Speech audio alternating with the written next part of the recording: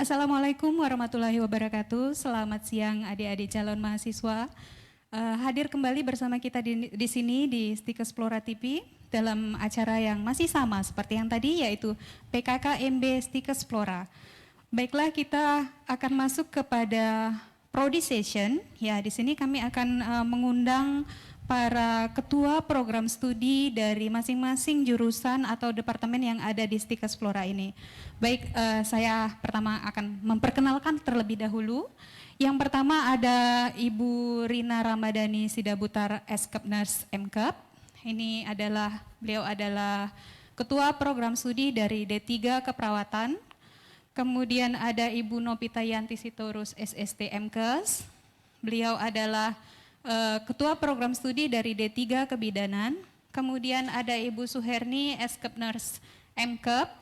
Beliau adalah ketua program studi dari program studi nurse.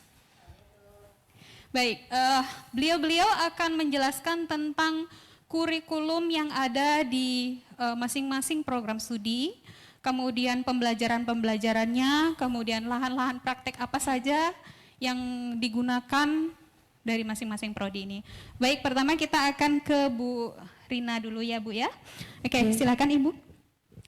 Oke, Assalamualaikum warahmatullahi wabarakatuh. Selamat siang adik-adik sekalian, para mahasiswa baru yang telah bergabung di Stikes Flora di Kota Medan. Perkenalkan, nama saya Rina Ramadhani Sidabutar. Saya adalah ketua program studi D3 Keperawatan Stikes Flora. Untuk perkenalan program studi D3 Keperawatan, kita merunut dari materi dari Wakil Ketua 1 tadi di pagi hari ya. Program studi D3 Keperawatan merupakan pendidikan vokasi yang ada di Stikes Flora. Pendidikan yang akan adik-adik tempuh selama pendidikan di Stikes Flora yaitu selama 3 tahun lamanya. Kemudian SKS yang akan dibebankan kepada adik-adik sekalian selama 3 tahun yaitu sebanyak 113 SKS.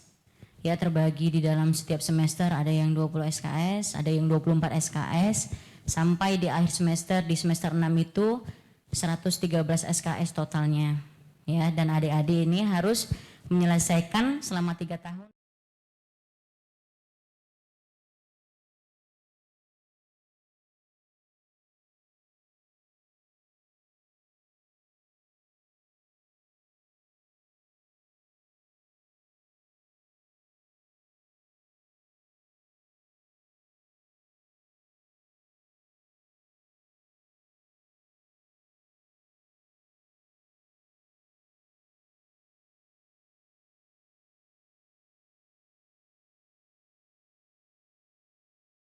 Ortopedi memang belum ada di sekolah-sekolah yang lain, jadi ini termasuk unggulan di Sumatera Utara untuk keperawatan ortopedi.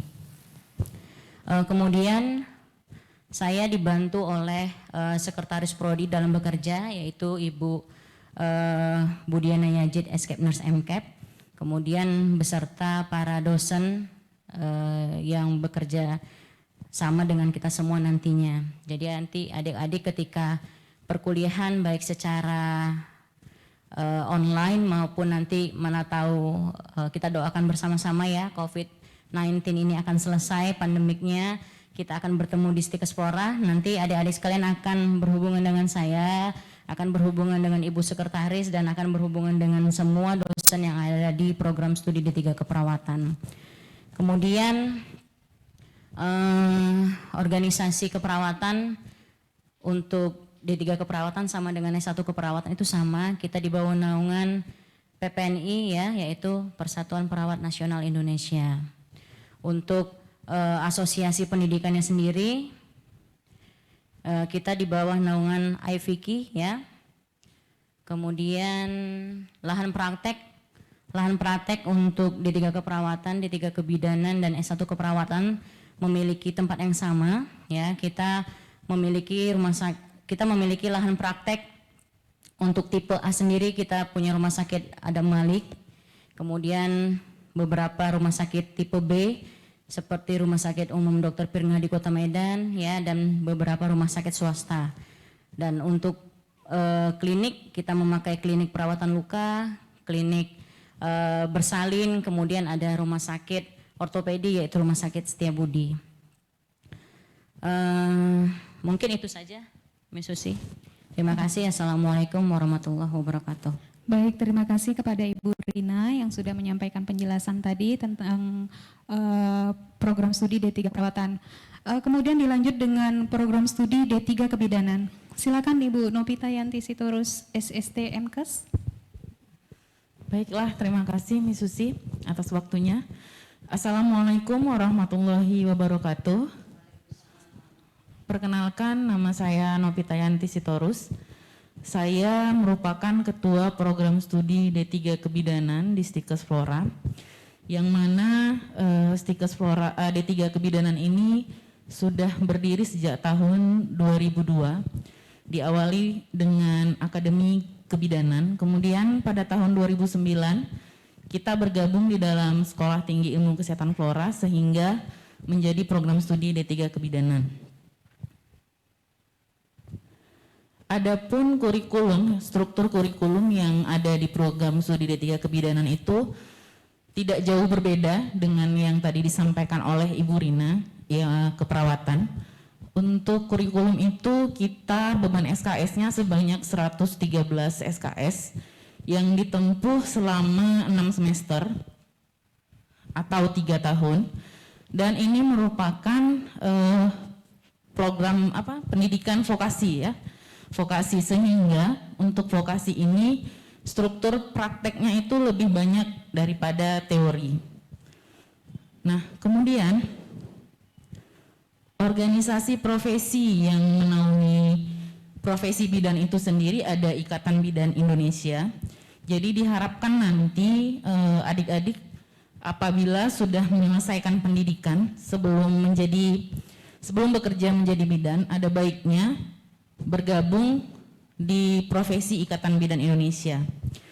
Kemudian untuk organisasi di pendidikannya ada Asosiasi Institusi Pendidikan Vokasi Kebidanan. Nah, ini merupakan asosiasi yang menaungi seluruh pendidikan kebidanan di Indonesia. Jadi terkait hal informasi mengenai pendidikan kebidanan itu akan didapatkan dari organisasi pendidikan.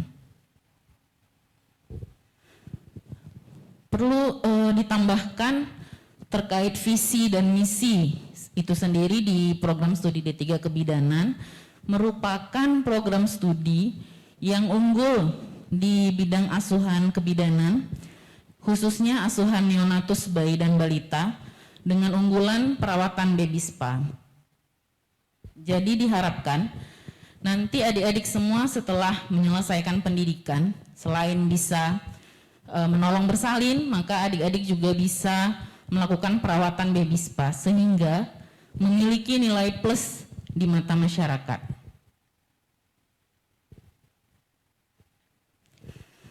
Kemudian di program studi D3 Kebidanan sendiri ini ada struktur organisasinya.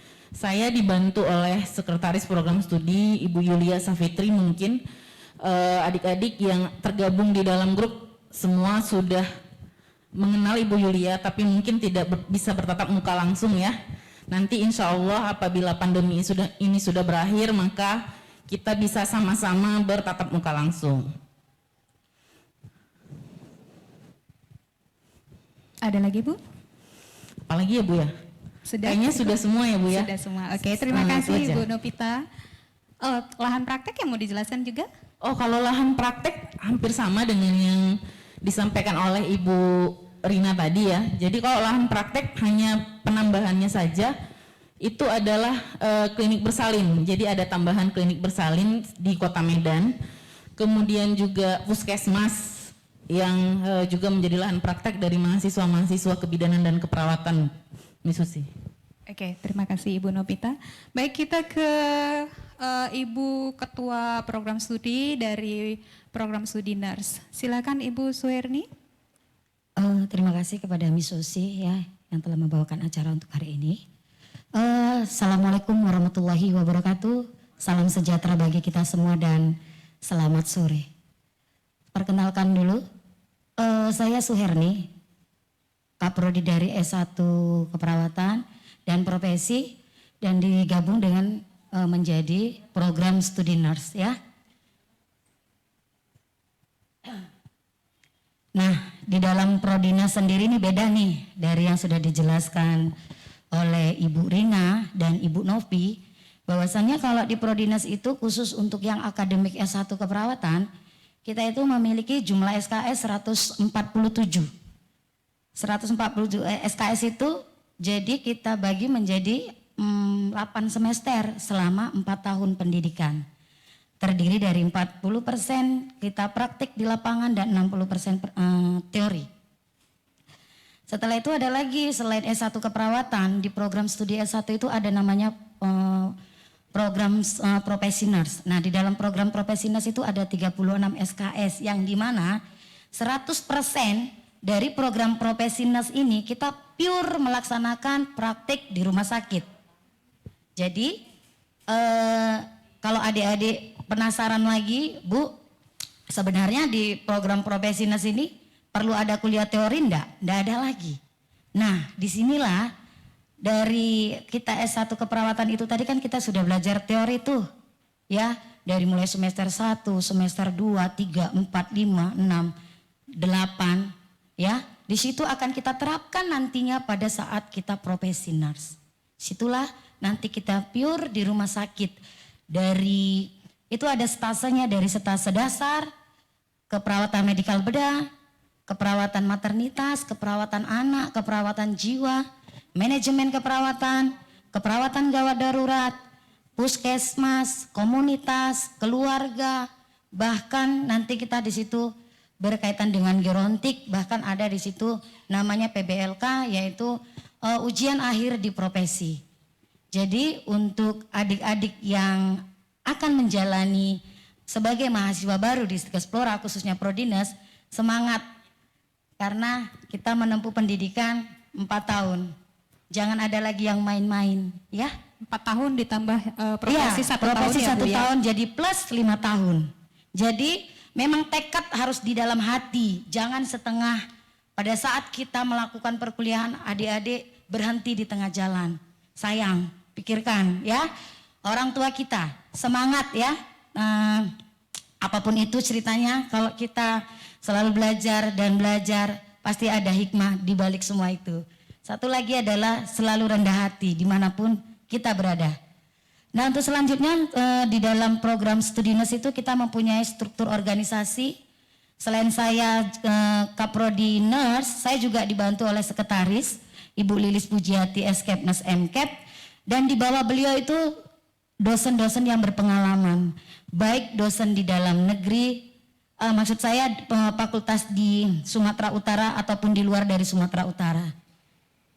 Nah, visi program studi sendiri itu adalah untuk Prodinas menghasilkan perawat yang profesional di bidang keperawatan medikal bedah dengan keunggulan perawatan luka modern serta mampu bersaing di tingkat nasional pada tahun 2002. Saya rasa adik-adik sekalian sudah mengerti ya tentang perawatan luka. Tetapi di program studi saya ini atau khususnya program studi nurse, di sini nanti kita bahas tentang bagaimana perawatan luka yang modern, yang khusus menangani pasien luka. Contohnya seperti luka gangren, pasien yang menderita diabetes mellitus, atau kalau orang awam bilang itu namanya gula, sakit gula. Nanti di sana akan diajarkan bagaimana cara merawat yang baik dan benar sesuai SOP standar perawatan luka modern yang baik dan benar.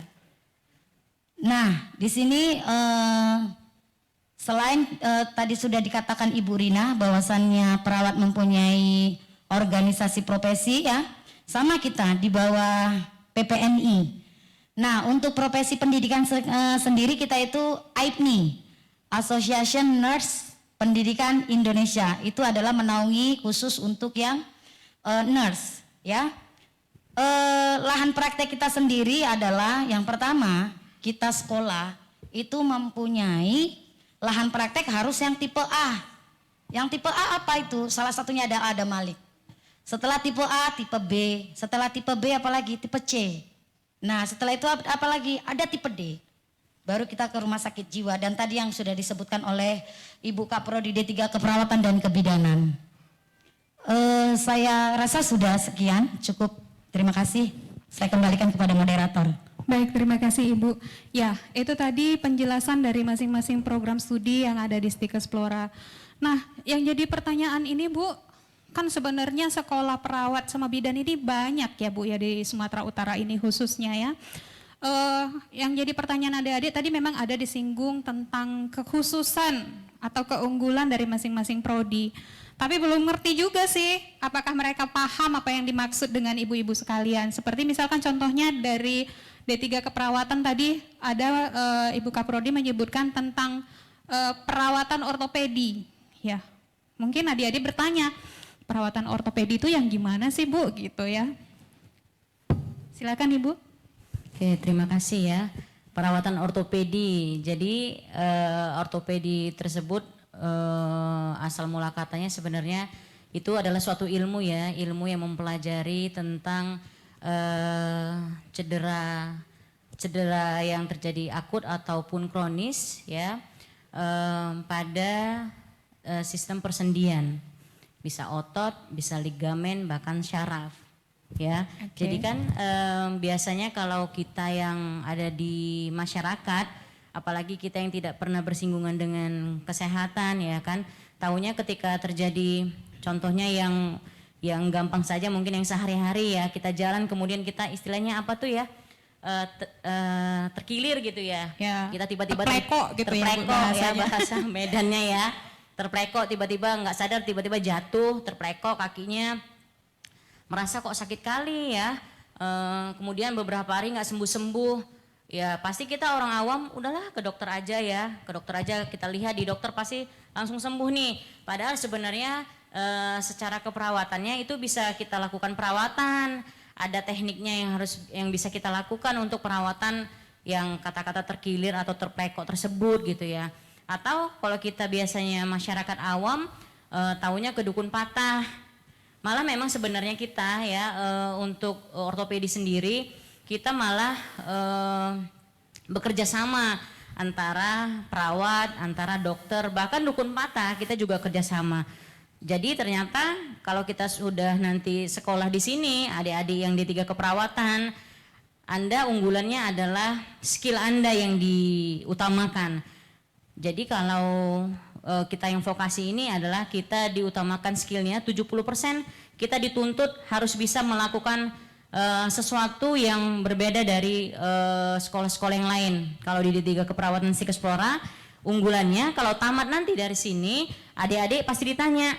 Di situ tertulis unggulannya adalah perawatan ortopedi. Nanti ditanya sama orang rumah sakitnya ketika Anda bekerja, berarti unggulannya perawatan ortopedi ya gitu ya, dibilang orang pihak rumah sakitnya.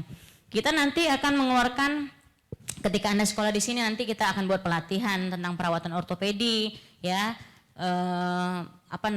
SKS Anda pun akan berlebih untuk perawatan ortopedi tersebut ya. Artinya ketika tamat Anda berbeda memang dari sekolah-sekolah yang lain, keunggulannya di situ. Jadi nggak ada lagi kita cerita kalau sakit harus ke dokter atau langsung ke kem-kem ya. Anda sendiri juga nanti langsung bisa melakukan perawatannya gitu, Miss Susi. Oke, terima kasih Ibu. Baik, kemudian kalau dari program studi D3 Kebidanan tadi saya ada mendengar tentang keunggulannya itu tentang baby spa ya Bu. Jadi nanti kalau misalkan tamat jadi bidan, mereka punya keterampilan khusus baby spa gitu ya Bu ya. Tapi baby spa itu sebenarnya apa sih Bu?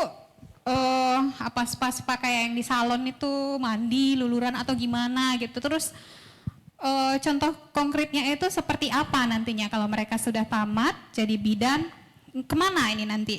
Apakah buka klinik kebidanan atau buka klinik baby spa jadinya gitu?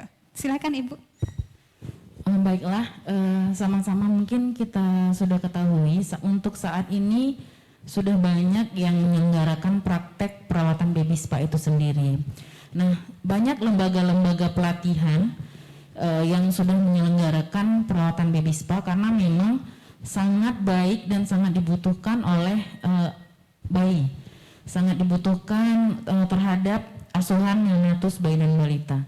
Nah, baby spa ini sendiri sebenarnya tidak sama Ibu dengan spa-spa yang ada di salon itu. Beda hampir ya? mirip, hampir mirip. Oh, hampir mirip. Hanya jenisnya berbeda. Jadi baby spa ini sendiri banyak jenisnya. Jadi baby pijat bayi ya, kalau bahasa ininya awamnya adalah pijat bayi. Jadi di masyarakat awam mungkin ada yang mengenal istilah pijat bayi. Jadi bayinya kalau misalnya batuk, pilek sedikit dibawa ke tukang pijat atau tukang urut ya biasanya kemudian dipijat. Nah, tapi kita tidak tahu apakah mereka merupakan tenaga ahli atau yang sudah terlatih di bidangnya gitu. Jadi perawatan baby spa ini sendiri sebenarnya diselenggarakan setelah memiliki memang keterampilan tersebut. Jadi sudah diselenggarakan oleh lembaga pelatihan, kemudian kita ikut pelatihan, mendapatkan sertifikat, barulah kita bisa menyelenggarakan, membuka tempat praktek yang dinamakan perawatan baby spa. Seperti itu, Bu. Oke, terima kasih Bu Nopita. Jadi berbeda ya spa di salon dengan spa bayi. Jadi kalau spa bayi itu lebih kepada pijat bayi, salah satu teknik relaksasi biar motoriknya lebih berkembang nantinya ya bayinya. Baik, kita masuk ke program studi nurse. Ya, kalau dari program studi nurse tadi keunggulannya adalah terampil dalam perawatan luka modern ya Bu ya. Oke, perawatan luka modern. Apa sih bedanya Bu perawatan luka yang selama ini kita kenal dengan perawatan luka modern? Oke, sebelumnya saya terangkan sedikit Miss Susi, kenapa kita di dalam program studi nurse itu, kekhususannya kenapa kok perawatan luka modern sih? Kenapa kok enggak yang lain-lain nih? Nah, untuk saat ini di masyarakat kita Indonesia, khususnya Sumatera Utara, itu kebanyakan masyarakatnya menderita 85% itu kebanyakan ya penyakit dari rumah sakit yang saya survei itu kebanyakan yang mengalami diabetes mellitus. Banyak sekali ya Bu ya. Atau disebut dengan kata lain gula. Jadi dari dasar dari itulah kita mengembangkan Perawatan luka modern. Iya, kekhususan kita khususnya untuk Prodinas untuk membawakan atau mencari atau menetapkan bahwasannya keunggulan kita itu adalah perawatan luka modern. Seperti itu. Oke. Jadi Bu, bedanya tadi antara perawatan luka biasa dengan perawatan luka modern itu? Kalau perawatan luka biasa itu kalau di rumah sakit yang saya lihat dan memang masih sekarang pun dilakukan, itu hanya memberikan cairan NaCl, paling diberikan dengan memakai metode betadin, ya, hanya dilakukan pembersihan, diletakkan kain kasa yang diisikan oleh betadin, itu saja cukup, siap itu ditutup. Tetapi kalau di luka modern ini kita akan melihat di sana itu tetap memakai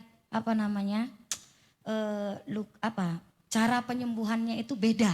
Bedanya begini, kalau kita di dalam penyembuhan luka modern itu diharuskan luka itu memang dalam kondisi tidak boleh kering dan tidak boleh basah. Dan kita di situ diharuskan melakukan perawatan dengan cara lembab. Itu ada sendiri, seperti kalau kita di rumah sakit itu kan hanya memakai kain kasa, kain khas. Setelah itu ditutup. Tetapi kalau di luka modern itu kita itu memakai foam ya, foam itu sendiri. Nah, cukup Miss Susi.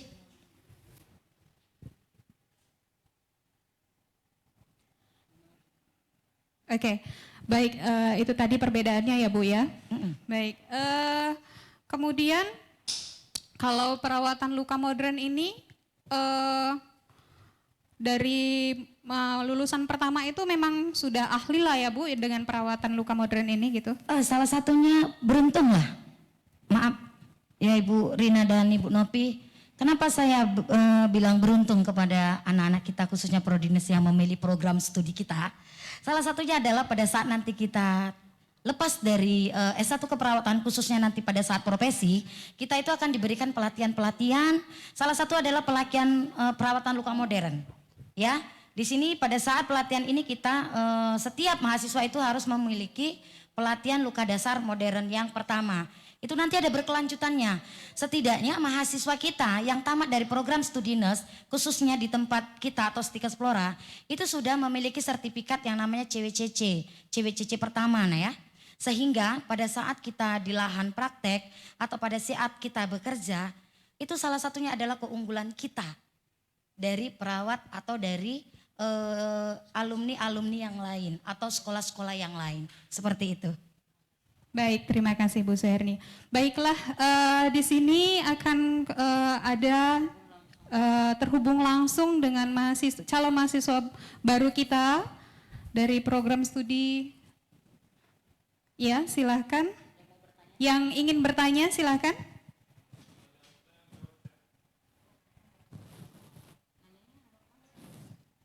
Lewat.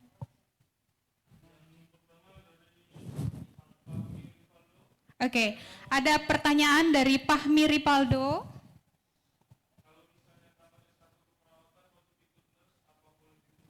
Oke, pertanyaannya, kalau sudah ikut S1 keperawatan, wajib ikut profesi nurse atau boleh ditunda dulu? Ini berarti pertanyaannya ke Ibu Suherni nih ya. Silakan Ibu. Iya, betul. Kalau dari pendidikannya itu harus satu paket. Ya Bang, siapa namanya tadi? Rivaldo. Bang Rivaldo, ya. Itu harus satu paket. Kenapa saya bilang satu paket? Bahwasannya memang kalau kita hanya ngambil escape saja, mau kerja dimanapun kita nggak akan bisa. Karena apa? Salah satunya untuk mendapatkan STR itu adalah harus nurse atau profesi. Jadi satu paket escape dan profesi. Namun kalau Bu bisa nggak ditunda? Kalau saya sih sah-sah saja. Karena itu hak Rivaldo. Kita bisa saja entah karena kekurangan biaya Bu. Saya ngambil tahun depan, ya itu enggak masalah. Mungkin jadinya, saya tambahkan sedikit ya Bu ya. Mungkin jadinya kalau nggak ambil nurse, jadi bukan profesi nurse dong judulnya. Oh, bukan, ya kan ya Bu bukan ya. Dia tetap escape. Escape. Tapi ingat di garis bawah Sarjana keperawatan iya, saja, tapi iya, bukan profesi nurse. bukan. Seperti itu. Tetapi kalau dimanapun tempat dia mau bekerja, kalau di rumah sakit ya, itu enggak akan bisa. Karena itu harus satu paket. Escape nurse. Jadi sebenarnya itu satu paket. Apabila adik-adik tidak menyambung langsung ke nurse, memang boleh-boleh saja. Mungkin ada terkendala dengan uang, nanti disambung lagi kemudian, setahun kemudian atau 2 tahun kemudian, ya boleh saja seperti itu. Namun apabila tidak disambung dengan nurse nantinya, adik-adik sekalian bukan profesinya nurse, bukan profesinya perawat lagi. Sama seperti sarjana keperawatan yang lainnya gitu ya. Oke, masih ada lagi pertanyaan? Oke. Dari Akbit ya.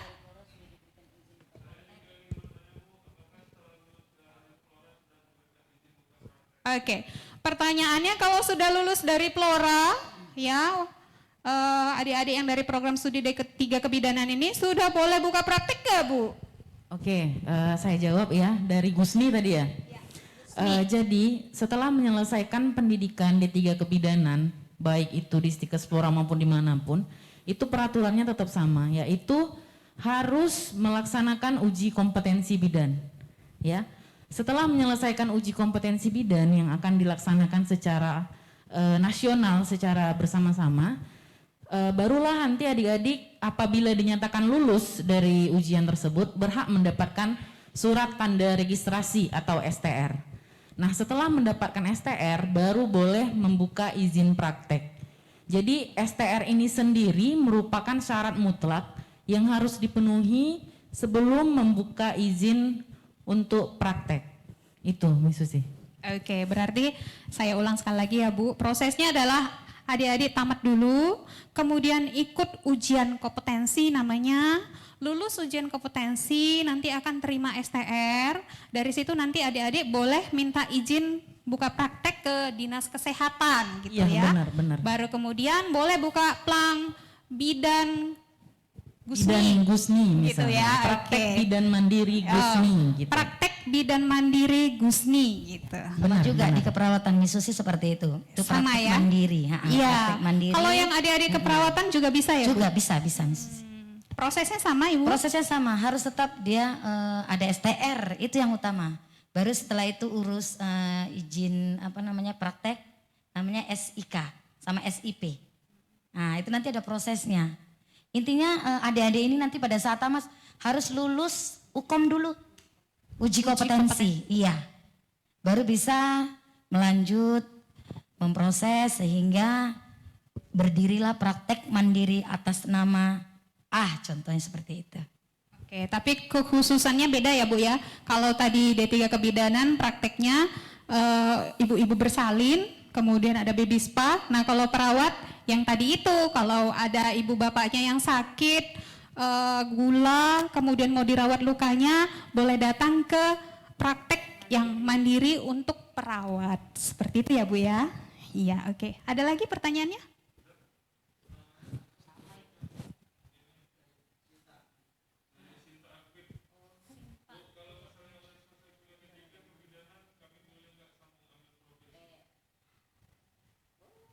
Oke, pertanyaannya dari Sinta, dari D3 Kebidanan. Pertanyaannya kalau sudah ambil D3 Kebidanan, boleh nggak Bu sambung lagi ke profesi bidan gitu ya? Baiklah, untuk pendidikan kebidanan sendiri memang sejauh ini sudah berkembang lumayan baik ya. Sudah ada S1 kebidanan, sudah ada S2 kebidanan juga. Kemudian untuk vokasinya juga ada D4. Jadi setelah tamat D3 kebidanan itu dianjurkan kalau memang berminat itu melanjutkan ke jenjang berikutnya, ke jenjang akademik yaitu S1 kebidanan dan profesi kebidanan. Kalau memang berminat, tapi kalau misalnya pun tidak ya tidak apa-apa. Masih untuk D3 sendiri masih tetap bisa bekerja. Iya, boleh. Tapi kalau tidak pun tidak apa-apa Tidak gitu ya. apa-apa. Ada lagi Bu yang mau ditambahkan? Cukup? Cukup. Oke. Ada pertanyaan lagi? Habis? Oh. Kalau masalah biaya nanti ya, ada sessionnya setelah ini. Oke. Kemudian yang akpersonia.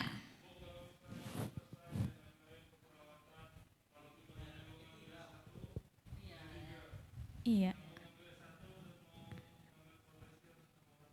Oke, pertanyaannya dari Dek Sonia, Prodi D3 Keperawatan. Bu, kalau sudah selesai D3 boleh nyambung lagi? Ya boleh lah, tapi lebih tepatnya nanti akan dibahas oleh Ibu Rina. Silakan Ibu. Oke, ini semangat, nampak kuliahnya mau semangat ya. Ada niat yang menggelora ini dari adik-adik sekalian untuk kuliah, untuk belajar. Jadi program studi D3 Keperawatan ketika Anda menyelesaikan studinya di sini 3 tahun, berarti dari sekarang ini 2020, berarti 3 tahun ke depan Anda tamat tepat waktu tanpa ada kendala ya. Tahun 2023 sekolahnya nggak mandek-mandek ya, nggak berhenti di tengah jalan. Silakan tamat tepat waktu 3 tahun, paling lama Anda bisa menyelesaikan kalau ada kendala boleh 4 tahun, 8 semester, ya mana tahu di tengah jalan ada apa-apa, ya 8 semester Anda bisa menyelesaikan, lebih dari itu Anda dianggap drop out, Anda dianggap keluar, ya nggak bisa lagi menyelesaikan masa studi. 3 tahun selesai Anda boleh nyambung lagi ke tempat Ibu Soherni, ya nyambung S1 keperawatan. Lama studinya ketika tamat D3 Anda sudah dapat gelar AMD-CAP, kemudian untuk sarjananya itu lamanya 1,5 tahun, ya Bu Soherni ya?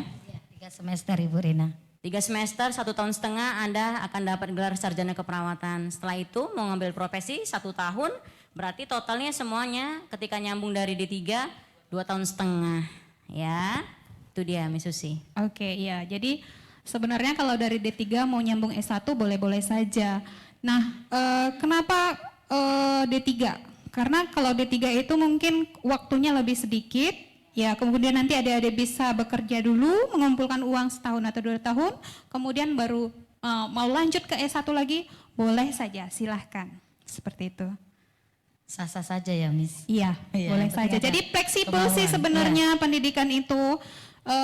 Mungkin terkendala dengan uang, ditunda dulu cari uang, baru kemudian kita sekolah lagi. Yang menjadi masalah ini sekarang tidak ada keinginan belajar, mandek sampai di situ saja. Nah itu yang susah, ya kan Bu ya? Seperti itu. Jadi selagi masih ada keinginan, berapapun usia kita mau lanjut pendidikan yang lebih tinggi lagi, silahkan. Seperti itu. Oke. Ada lagi Bu yang mau ditambahkan? Pas, oke. Mungkin tadi dari slide-slide itu tadi, kita masih punya waktu ya Bu, 5 menit lagi. Dari slide-slide itu tadi mungkin ada baca tentang SKS gitu ya. Mungkin adik-adik belum familiar dengan apa sih itu SKS gitu. Mungkin ada salah satu dari Ibu yang menjelaskan tentang SKS itu tadi. Oke, terima kasih. SKS kepanjangannya adalah Satuan Kredit Semester. Bukan sistem kebut semalam ya. Kebiasaan kita kalau ujian ini adik-adik di rumah ya kan, besok mau ujian, malamnya baru baca bahan ujiannya, itu SKS juga namanya. Tapi kepanjangannya berbeda ya. Kalau untuk di bangku kuliah, SKS itu adalah Satuan Kredit Semester. Jadi contohnya ya, Satuan Kredit Semester itu kenapa dibilang kredit? Kredit itu beban. Ya, kalau kita kredit sesuatu itu pasti beban namanya. Sama halnya dengan SKS yang ada di bangku kuliah. Itu menjadi beban adik-adik sekalian untuk menyelesaikan masa studi di bangku perkuliahan. Contoh, kayak tadi ya yang di D3 keperawatan, kita punya beban sebanyak 113 SKS yang harus adik-adik selesaikan selama 6 semester atau 3 tahun lamanya. Jadi mau nggak mau, suka nggak suka, apapun ceritanya, adik-adik sekalian harus menyelesaikan 113 SKS tersebut. Kalau di S1 mau nggak mau harus menyelesaikan 147 SKS tersebut. Ya, mau kita jungkir balik, kaki di kepala, kepala di kaki, ya, mau kayak manapun ceritanya harus diselesaikan. Jadi yang 113 SKS ya, saya contohkan untuk D3 keperawatan, yang 113 SKS itu bukan diselesaikan dalam 1 semester ya. Jadi itu terbagi-bagi. Contoh di semester 1, adik-adik sekalian akan menemukan beban SKS itu sebanyak 22 SKS contohnya ya. 22 SKS itu terbagi berapa mata kuliah? Mungkin ada 6 mata kuliah, ada 7 mata kuliah atau 8 mata kuliah tergantung program studinya. Ada mata kuliah agama, bahasa Indonesia atau mata kuliah dasar lainnya ya. Contoh kayak agama ada 2 SKS. 2 SKS itu artinya ada 2 jam, ada 2 kali 50 menit dalam 1 minggu ya, tatap muka. Itu berapa minggu Bu biasanya itu diselesaikan? Bisa 14 sampai 16 minggu waktu efektif harus Anda selesaikan. Ya, seperti itu juga seterusnya. Jadi SKS itu adalah beban, tapi jangan langsung pikirkan beratnya ya. Waduh, berarti berat ya Bu, ada beban ya di mana-mana, mau kita sekolah dimanapun, mau di Indonesia, mau di Amerika, tetap ada sistem seperti ini. Harus ada beban yang harus adik-adik selesaikan, itu dia. Miss Susi. Baik, terima kasih atas penjelasannya Ibu ya.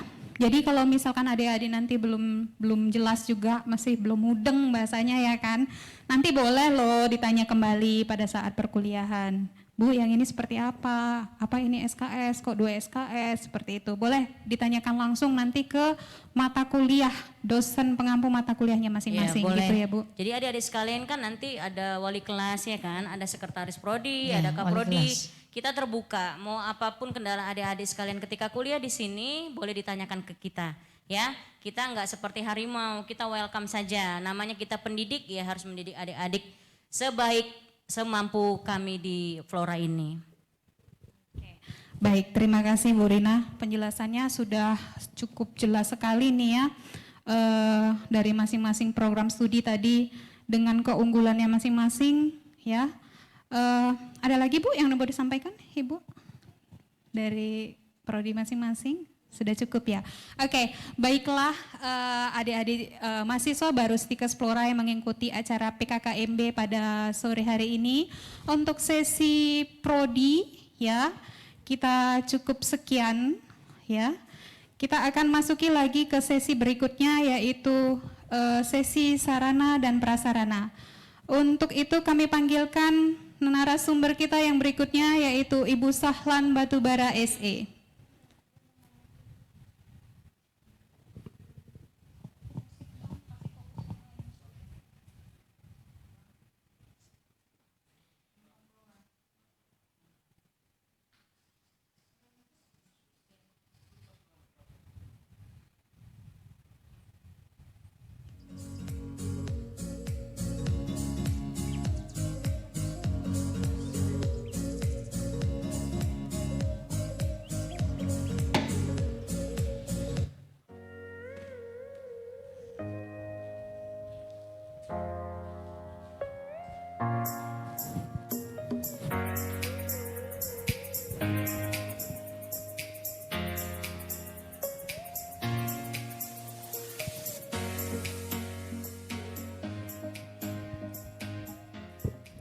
Oke, baiklah.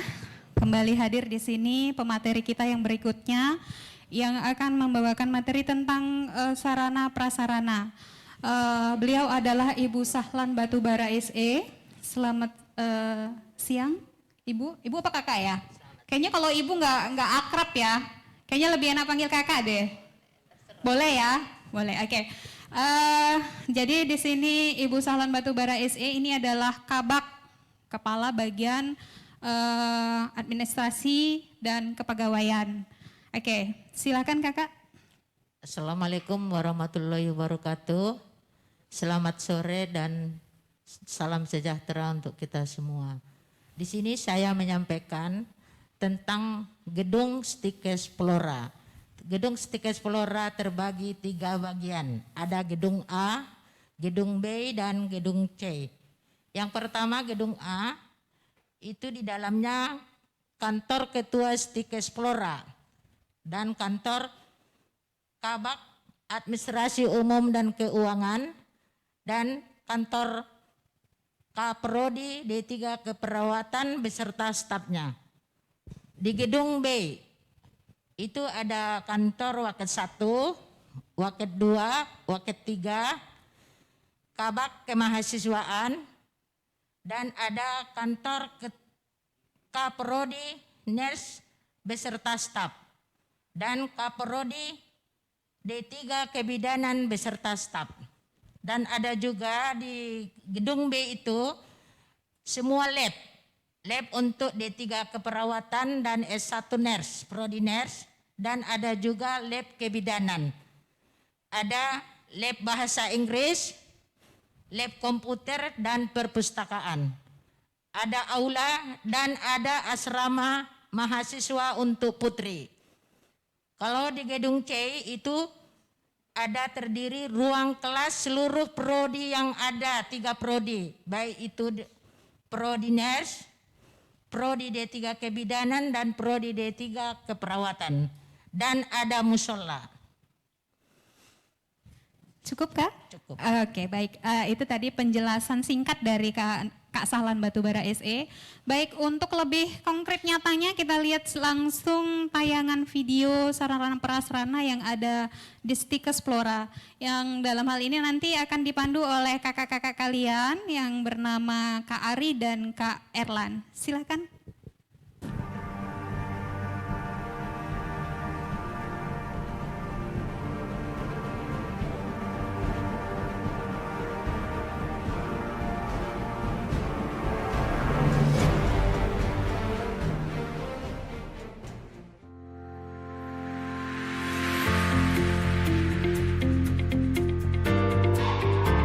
Halo adik-adik, kita sudah berada di halaman Stikes Flora Medan. Mari kita lihat gedungnya. Adik-adik, kita sudah sampai nih di lapangan sarana olahraga kita. Ada lapangan badminton, ada lapangan volley, dan juga adik-adik bisa bermain olahraga yang lainnya.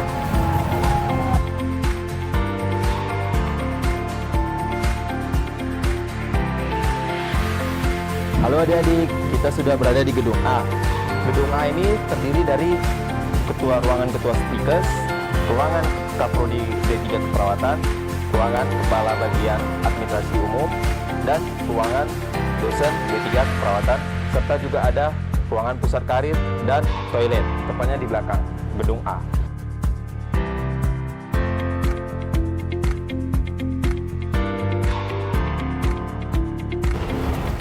sudah sampai nih di gedung B. Gedung B ini adik-adik ada dia ruangan kepala prodi nurse, ada ruangan sekretaris prodi nurse, dan juga ada ruangan dosen. Nah, dia di sini lengkap kalau yang di gedung B-nya. Di lantai 1 itu tadi ruangannya. Kalau yang di lantai 2 dia ada bagian kebidanan. Lantai 2 ada kebidanan, dan juga lantai 3 itu ada ruangan apa, Bang? Lantai 3 dia ada ruangan lembaga penjamin mutu, ruangan lembaga pengabdian masyarakat, ruangan perpustakaan, dan lantai 4 juga terdapat adalah asrama. Asramanya pun dia asrama kebidanan juga asrama keperawatan bagi yang wanita ya adik-adik ya. Jadi kita masuk ke ruangan untuk wakil ketua. Yo, mari yuk.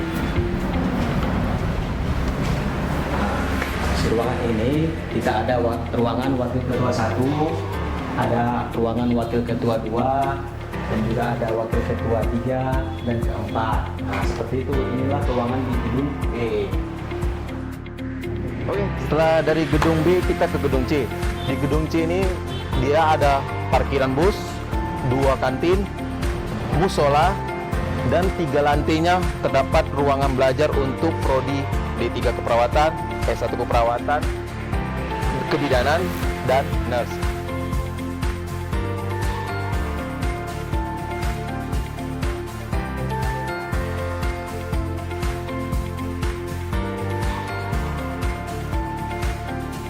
Halo adik-adik semua. Jadi orang abang-abang ini berdua udah sampai nih di ruang penyimpanan alat. Di mana ruang penyimpanan alat ini kita banyak menyimpan alat-alat untuk kegiatan kita di lab nantinya. Penasaran kan yang lihat alat-alatnya? Ayo masuk ke dalam.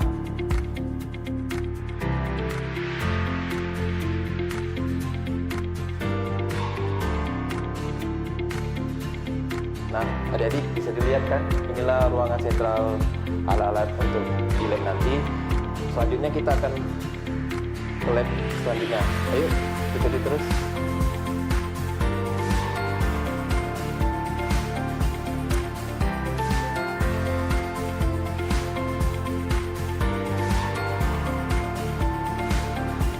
Oke adik-adik, tadi kita dari ruang lab alat. Ini dia ruang unggulan di prodi nurse. Ya, unggulannya perawatan luka. Oke, mari kita lihat ke dalam yuk.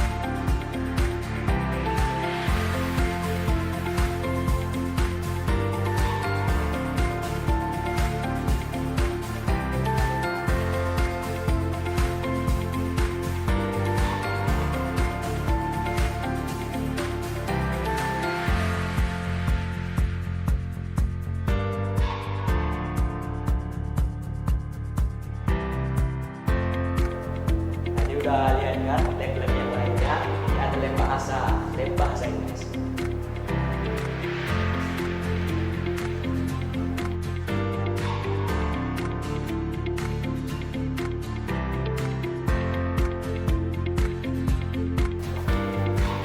Setelah dari lab bahasa Inggris, kita ke lantai 2. Di lantai 2 ada lab komputer dan lab kebidanan. Yuk, ikut terus.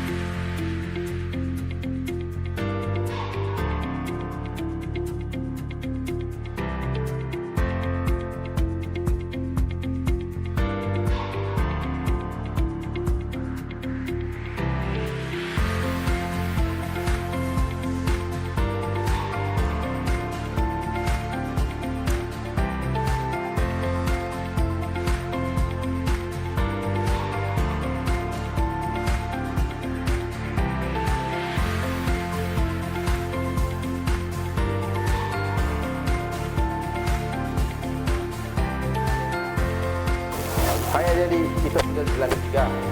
Yang suka gemar membaca, ayo kita mempunyai perpustakaan di Stika Explora di lantai 3. Tepatnya di lantai 3 ya. Ingat. Oke.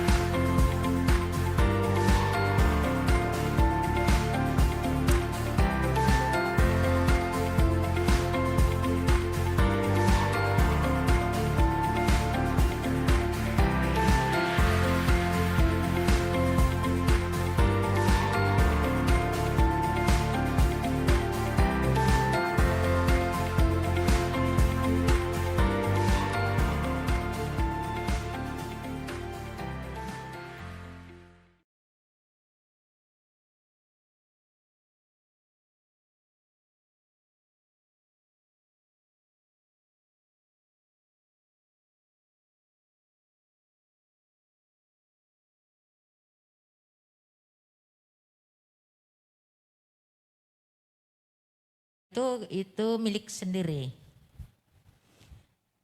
Milik sendiri ya Milik Kak? sendiri. Oke, nggak numpang-numpang ya Kak ya? Enggak numpang. Karena kan kadang ada sekolah yang gedungnya bagus sih, tapi dia numpang di gedung B gitu. Gedungnya itu bukan milik sendiri, nanti pindah-pindah atau kemana gitu ya? Enggak. Kalau Stika Explora itu mulai dari dulu udah milik sendiri. Luas lahannya berapa ini Kak? Itu lebih kurang 5.000 meter persegi. 5.000 meter persegi ya. Kemudian gedungnya ada berapa tingkat ini Kak? Itu ada 5 tingkat. 5 tingkat. Iya. Oke. Baik. Kemudian dari segi sarana dan prasarana ini apa sih bedanya Stika Explora dengan Stikes yang lain? Apa sih keunggulan fasilitas yang ada di sini? Keunggulan fasilitas Stika Explora itu peralatan yang ada di lab semuanya itu milik sendiri dan dibeli oleh pihak yayasan. Enggak ada yang dipinjam-pinjam. Oke. Dan kalau umpamanya tentang transportasinya pun itu milik sendiri juga. Semuanya pokoknya untuk Stika Explora itu milik sendiri. Kalau dari laboratoriumnya Kak gimana Kak? Kita lengkap atau masih ada yang kurang gitu? Itu lengkap semua. Semua lab yang ada di Explora ini semuanya lengkap. Lengkap ya Kak ya? Oke. Baik, kemudian kalau misalkan anak-anak kita ini kan tadi dari penjelasan ibu-ibu Kaprodi ada praktek ke rumah sakit, ada praktek ke klinik bersalin, ke puskesmas. Itu gimana Kak transportasinya nantinya? Pokoknya semua mahasiswa yang praktek ke rumah sakit atau ke klinik atau puskesmas itu diantar oleh bus Stika Explora itu antar jemput. Oke, busnya itu punya kita sendiri juga Kak? Milik sendiri. Oh gitu ya. Pakai AC enggak Kak busnya kita Kak? Untuk bus Explora semuanya pakai AC. Full AC Full gitu AC. ya? Iya. Oke, sebagai informasi juga Kasalan ini selain administrasi umum dia juga membawahi keuangan. Jadi ada pertanyaan ini bahwasanya kalau sebagai mahasiswa, kalau saya pun jadi mahasiswa jadinya pingin tahu apa sih keringanan atau bantuan atau fasilitas apa yang diberikan oleh Stika Explora dari segi keuangan? Kalau fasilitas yang dikasih dari pihak yayasan itu ada beasiswa. Ada beasiswa apabila nanti mahasiswanya berprestasi di waktu Keping Day itu ada hadiah dikasih dari pihak yayasan. Dan ada juga dari LLD Dikti. Oh, ada beasiswa dari LL Dikti, kemudian ada beasiswa dari Yayasan Explora gitu ya Kak. Betul. Kemudian dari segi pembiayaan itu seperti apa Kak? Apakah ada keringanan atau seperti apa mekanismenya yang ada di Stika Explora ini? Kalau mengenai masalah biaya di keringanan yang diberikan oleh pihak yayasan untuk seluruh mahasiswa yang ada di Explora ini, mengenai biayanya itu bisa dicicil selama 6 bulan sesuai dengan kesepakatan antara pihak pendidikan dengan orang tua mahasiswa. Jadi sebelum mahasiswanya ujian semester pertama, seluruh biaya yang sudah ditetapkan di dalam brosur itu sudah lunas. Oke, jadi sebenarnya ada keringanan ya Ada, cara ada. pembayaran uang kuliah di Stikes Plora ini Ada. gitu. Kalau misalkan memang belum bisa sekaligus, boleh dicicil, Bisa dicicil, setiap bulannya berapa, tergantung kesepakatan.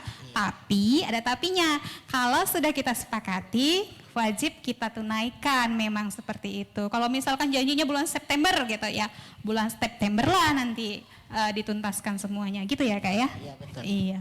Terus gimana Kak tentang pembiayaan-pembiayaan yang ada di sini? Apakah kalau di sekolah-sekolah lain itu kan biayanya berapa, kalau di Stikes Plora itu berapa gitu? Kalau di Stikes Apa Plora, bedanya gitu? Kalau Stikes Plora itu biayanya itu Yang paling murah? biaya yang paling murah di Sumatera Utara. Dan kalau umpamanya biaya yang ada sudah kita sampaikan itu, udah itulah semuanya. Tidak ada lagi kutipan-kutipan di dalam, baik dia itu praktek di laboratorium atau dimanapun dia nggak ada lagi kutipan. Terkecuali nanti bagi putri yang dikutip itu uang makan dan uang asrama per bulan. Iya, itu pun bagi yang tinggal di asrama Iya, ya Kak itu ya. pun Kalau tinggal di yang asrama. tinggal di asrama ya nggak dikutip dong dikutip, gitu ya. ya. Jadi sekali lagi saya tegaskan bahwasanya Stikes Plora ini dari segi pembiayaan memang yang paling murah. Nanti adik-adik boleh lihat ya atau boleh bandingkan. Kalau Stikes lain atau per lain berapa ya? Kalau kami D3 keperawatan di Stikes Plora segini gitu. Oh ternyata memang benar ya, lebih murah gitu ya. Nanti boleh dilihat. Kemudian kalau kakak kan udah lama ya di sini ya? Sudah 31 tahun. Oh 31 tahun. Enak nggak Kak selama bekerja di sini? Selama saya bekerja di Plora sudah 31 tahun, rasanya nyaman-nyaman aja. Keistimewaannya apa Kak dengan anak didik kita gitu? Keistimewaannya rasa kekeluargaan itu sangat tinggi di Stikes Plora. Iya. Baik antara mahasiswa dengan dosen, baik antara pegawai dengan dosen, dengan pimpinan itu secara kekeluargaannya tinggi. Jadi mengutamakan kenyamanan ya selama Betul. bersekolah di sini ya. Betul. Jadi sarana prasarana itu bukan hanya melingkupi gedungnya bagus, kemudian labnya lengkap, rasa nyaman juga dipelihara di sini gitu ya. Nggak ada unsur keterpaksaan seperti yang dibilang ibu-ibu Kaprodi tadi bahwasanya nggak ada main paksa, nggak ada merasa harus ketakutan atau gimana gitu. Kalau memang ada masalah, baik itu dari segi pendidikan ataupun keuangan gitu ya Kak, kita boleh bincangkan solusinya nanti seperti apa gitu ya. Iya betul. Oke, ada lagi Kak yang mau ditambahkan kira-kira tentang Stikes Plora kita ini? Dari sarana prasarana, fasilitas, atau dari segi keuangan? Untuk pembayarannya nanti kita kemana nih Kak selanjutnya? Untuk pembayarannya itu bisa nanti dikirim melalui rekening karena rekening Yayasan Plora ada. Itu nanti bagi yang adik-adik yang mau bertanya tentang rekening yayasan bisa nanti saya sampaikan. Oke, boleh langsung ke kakak Boleh ya? langsung, boleh. Ya, jadi jangan cemas. Kita tidak perlu, ini namanya lagi pandemi COVID-19 ya. Jadi kita agak susah nih Kak aksesnya untuk datang-datang ke Stikes Plora mengenai pembayaran-pembayaran. Ya, kita boleh langsung kok ke bank untuk pembayaran dan lain sebagainya gitu.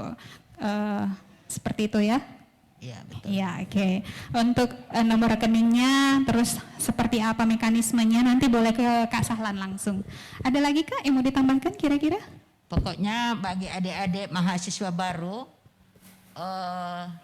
tidak menyesal untuk memilih Stikes Plora tempat kalian belajar karena Stikes Plora ini kampusnya milik sendiri dan sudah terakreditasi seluruh yang ada prodi di dalamnya dengan nilai B.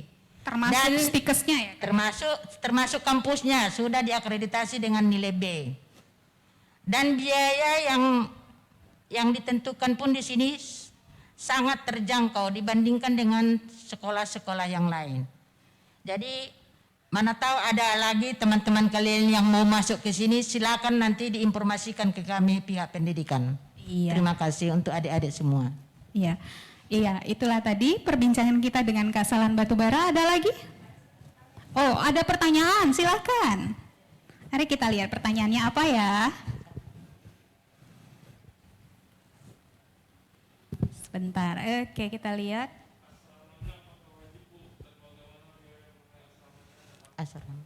Oke. Pertanyaannya, wajib nggak Kak tinggal di asrama? Terus sarananya apa sih yang ada fasilitasnya? Bagi D3 yang putri, ya baik dia itu D3 kebidanan, D3 keperawatan, itu memang wajib asrama. Bagi yang S1 atau prodinesnya ya S1 keperawatan itu bisa masuk asrama dan bisa di luar. Karena kalau untuk prodiners yang putrinya tidak diwajibkan di asrama. Boleh di asrama, kami pihak pendidikan bisa menerima di asrama. Kalau umpamanya keluarga atau siapanya nggak ada di Medan bisa masuk asrama. Oke. Kalau untuk fasilitas Kak, kalau mereka yang tinggal di asrama dapat apa aja? Fasilitas yang ada di asrama itu kami sediakan lemari, tempat tidur, tilam dan bantal, spray, piring, gelas, sendok. Kalau itu tadi dari perlengkapan ya, Iya, jadi betul. sudah satu set, ada lemarinya, tempat tidurnya semua, sampai spray, bantal gulingnya, bantalnya juga sudah ada di situ gitu ya Kak. Sudah. Terus apalagi Kak dari asrama itu? Makan 3 kali 1 hari. Kamar mandinya ada nggak Kak? Kamar mandinya ada. Tersedia ya? Tersedia. Oke, di setiap lantai ada Kak? Setiap lantai ada kamar mandinya. Oke, di setiap lantai ada. Oke, jadi pertanyaan tadi saya rasa cukup jelas bahwasanya kalau yang mau tinggal di asrama itu wajibnya di prodi D3 kebidanan sama D3 keperawatan ya Kak. Ya, ada yang mau tambahkan Kak? Dan untuk Stika Explora itu kita mempunyai genset ya. Apabila umpamanya PLN pun mati lampunya dari PLN, Flora tidak pernah merasa kegelapan karena kita punya genset yang paling besar. Iya, benar sekali. Itu sangat-sangat paling utama itu Kak. Betul. Karena Untuk ngecas handphone, laptop ya, iya. Oke, jadi gedung Flora ini sangat besar sekali, berlantai 5, gedung B dan gedung C-nya itu berlantai 5 ya. Kemudian lahannya luas. Kemudian seluruh fasilitasnya itu menggunakan listrik. Bisa kita bayangkan kalau listriknya mati gimana ya Kak ya? Karena kan di Medan kan sering mati lampu. Iya, di Medan tuh sering mati lampu Kakak ini. Oke, jadi ya seperti itu tadi, karena seringnya mati lampu itu Yayasan Flora itu merasa wajib, itu karena salah satu bentuk kenyamanan untuk tinggal di Flora ini ya. Salah satu bentuk kenyamanan kita sediakan genset. Iya. Gensetnya itu bisa ngidupin satu kampung kabarnya. Kalau Ya, pas betul, ada betul. teknisinya datang mereka bilang, wah Bu ini gensetnya bisa ngidupin satu kampung nih Bu katanya. Wah iya Bang bener, iya bener katanya seperti itu. Berarti memang besar gensetnya ya Kak ya, Besar, bisa ngidupin betul. sampai Ya, ke lantai besar. 5 ya Kak ya. Betul ya, betul. Oke iya. Ada lagi Kak? Saya rasa udah cukup untuk adik-adik mahasiswa baru. Ada lagi pertanyaannya?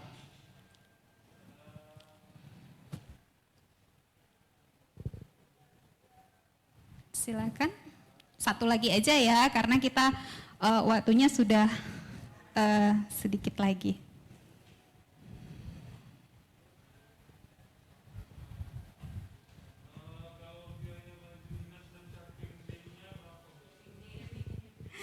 Oke, pertanyaannya Kak, kalau baju dinas sama keping D-nya itu berapa?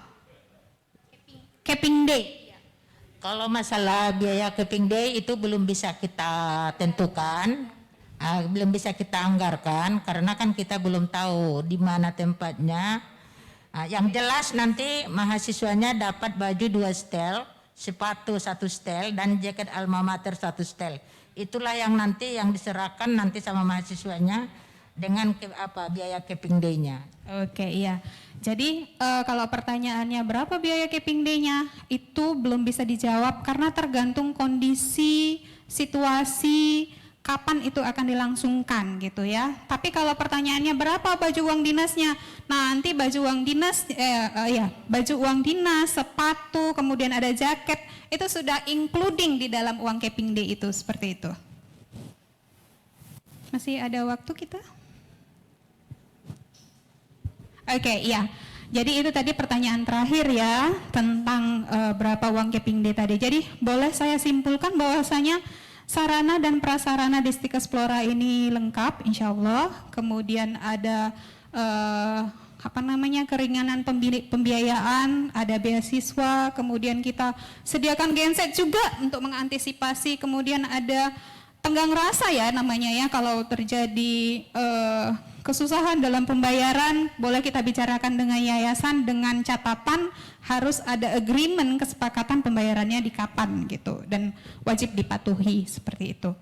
Oke, saya rasa sekian untuk materi, sarana dan prasarana untuk sore hari ini. Saya kembalikan kepada Ibu Wilda Yunita, silakan.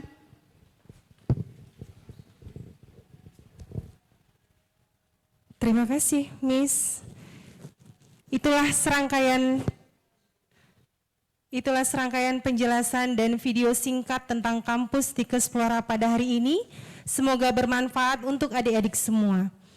Baiklah, cukup sekian kegiatan PKKMB kita pada hari ini dan kita akan lanjut besok kembali pada jam yang sudah ditentukan. Akhir kata saya ucapkan wabillahi taufiq wal hidayah. Assalamualaikum warahmatullahi wabarakatuh.